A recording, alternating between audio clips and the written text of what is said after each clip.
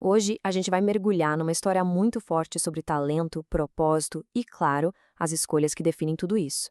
A história se chama Homens Prodígios. E tudo já começa com uma pergunta que fica no ar para a gente pensar junto.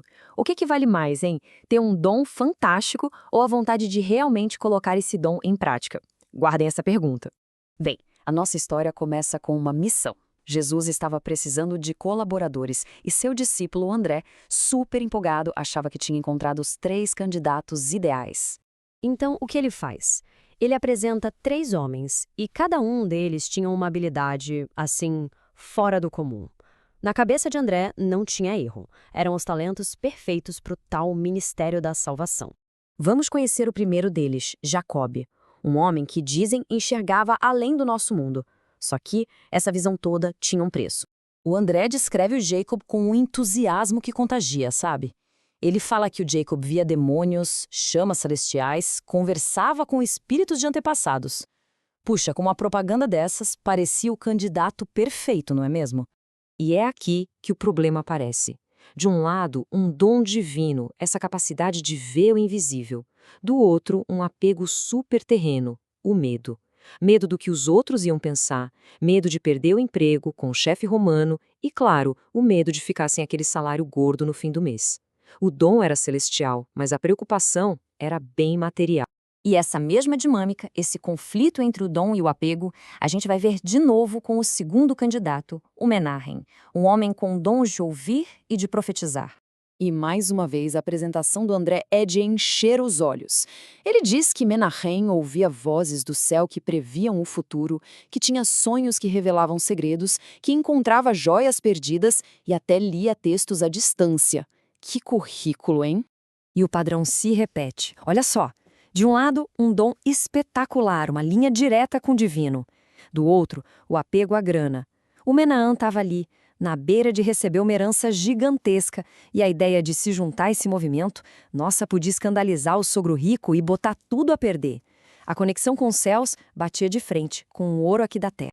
E agora, vamos para o terceiro e último candidato, Moabe. Esse era um verdadeiro prodígio com as palavras, uma habilidade que beirava o milagre.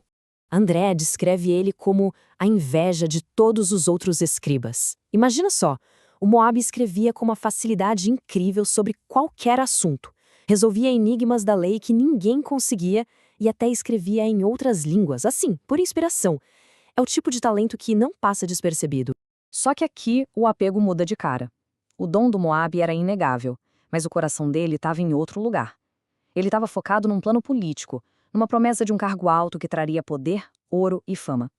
No fim das contas, o dom dele não era uma ferramenta para servir, mas uma escada para ele mesmo subir na vida. E assim, a gente tem o cenário. 3 homens com dons incríveis, mas cada um deles acorrentado por um desejo diferente. O André, ainda cheio de esperança, só aguardava a decisão. E agora? O que será que vai acontecer?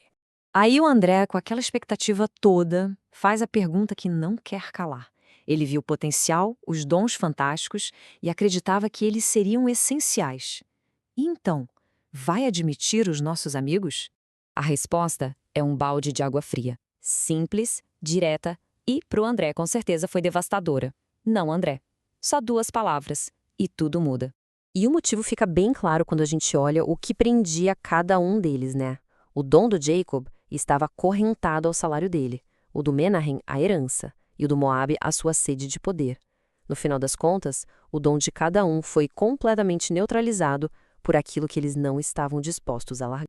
E isso tudo leva a gente para a grande lição dessa história, que não é sobre falta de talento de jeito nenhum.